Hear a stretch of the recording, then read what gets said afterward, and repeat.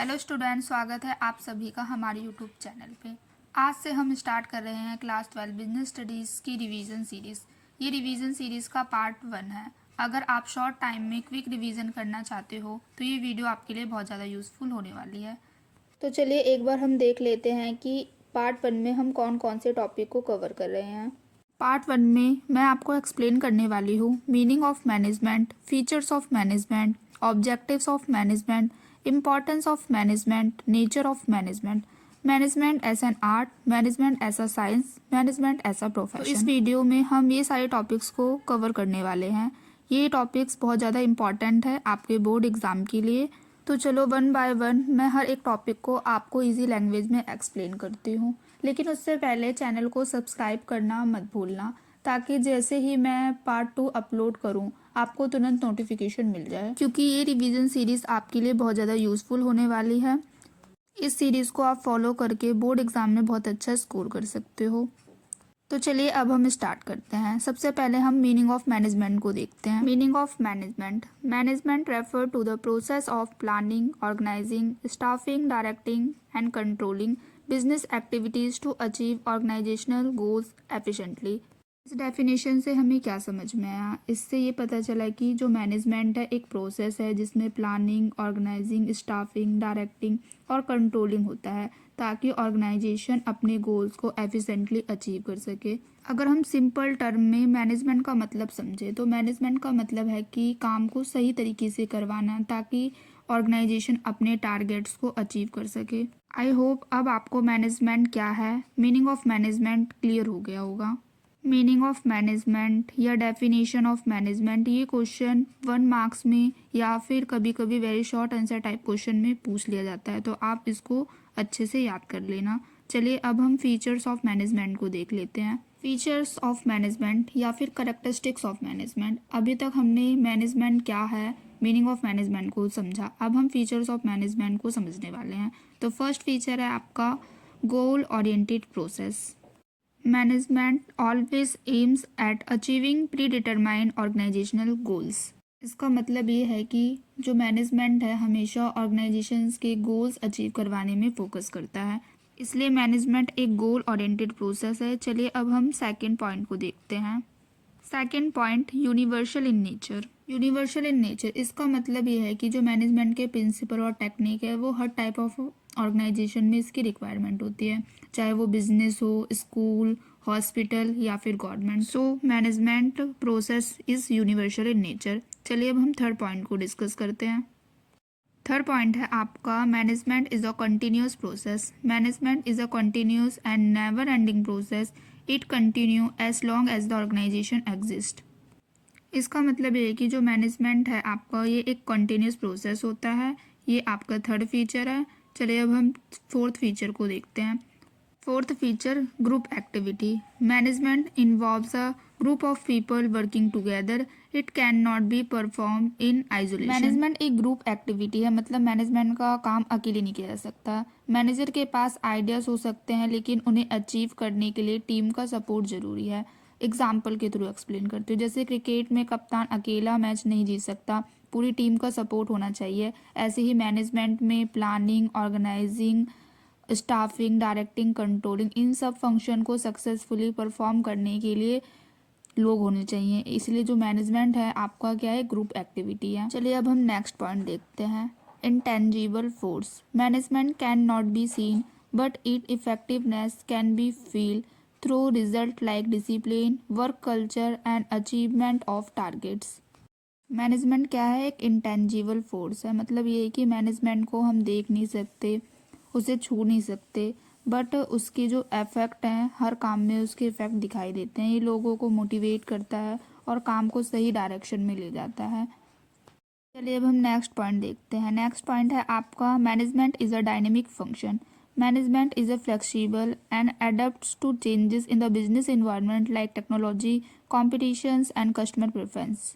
Management is dynamic in nature. इसका मतलब ये है कि मैनेजमेंट हमेशा चेंज होते रहता है, जैसे बिजनेस की सिचुएशन, टेक्नोलॉजी, मार्केट और लोगों के नीड्स टाइम के साथ बदलते रहते हैं। वैसे ही मैनेजमेंट के जो तरीके हैं, पॉलिसीज़ हैं, वो भी चेंज होती रहती हैं।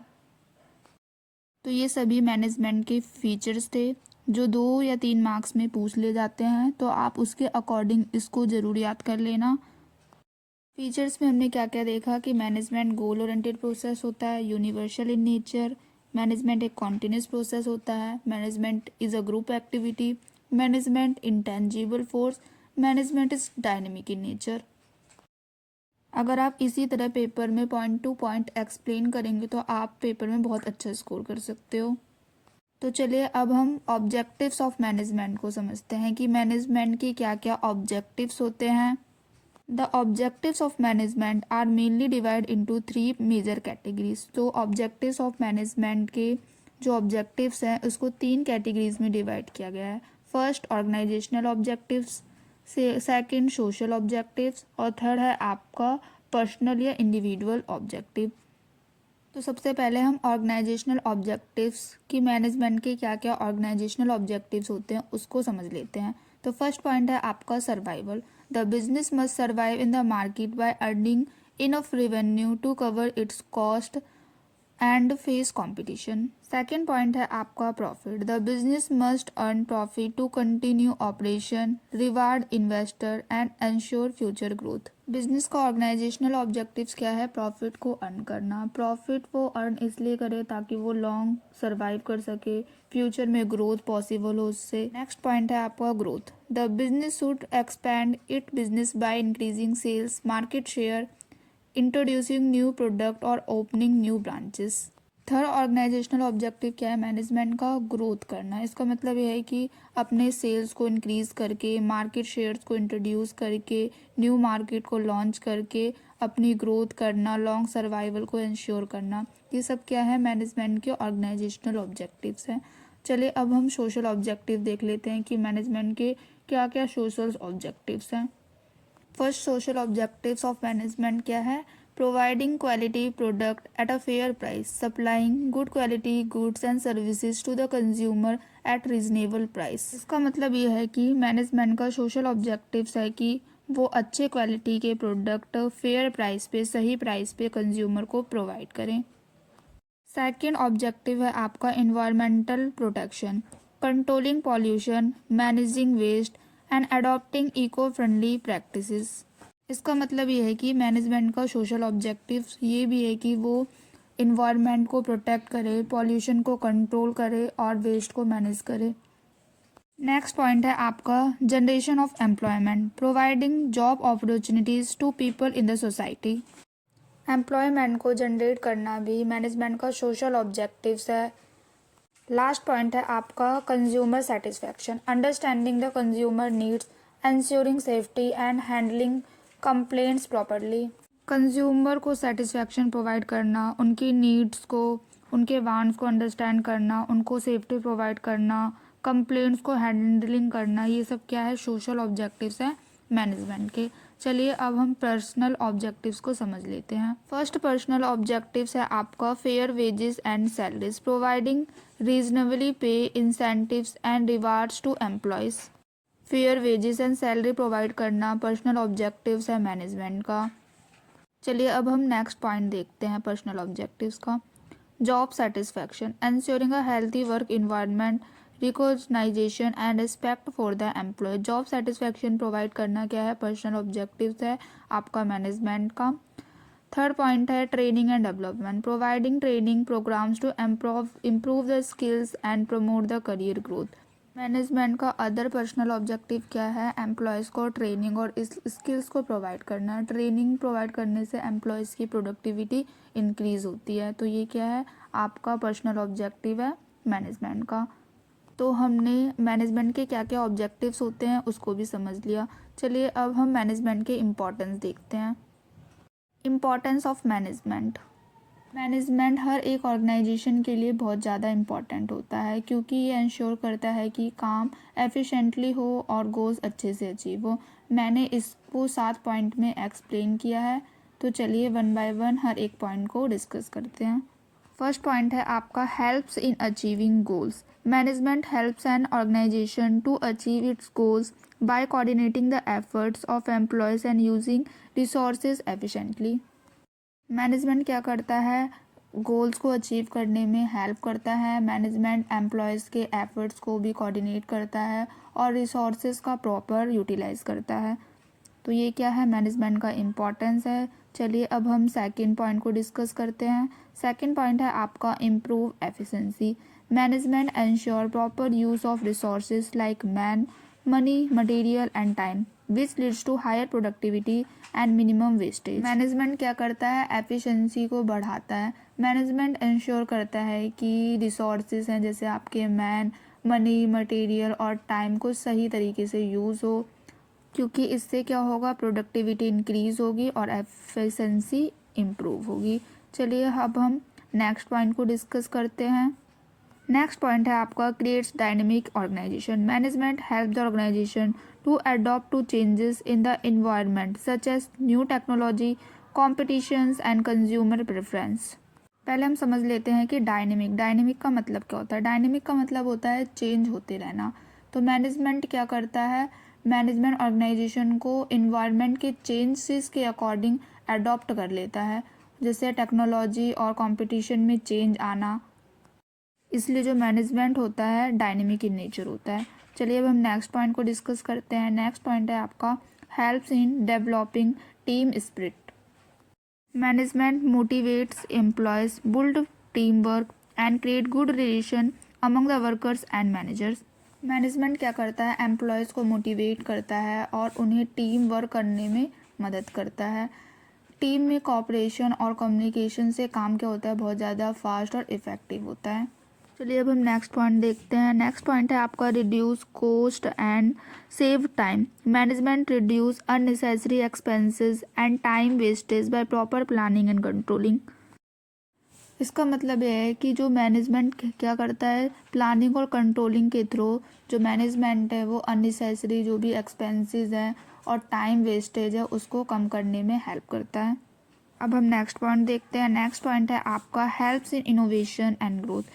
Management increase the new ideas, develop new product and promote expansion leading to long term growth of the business.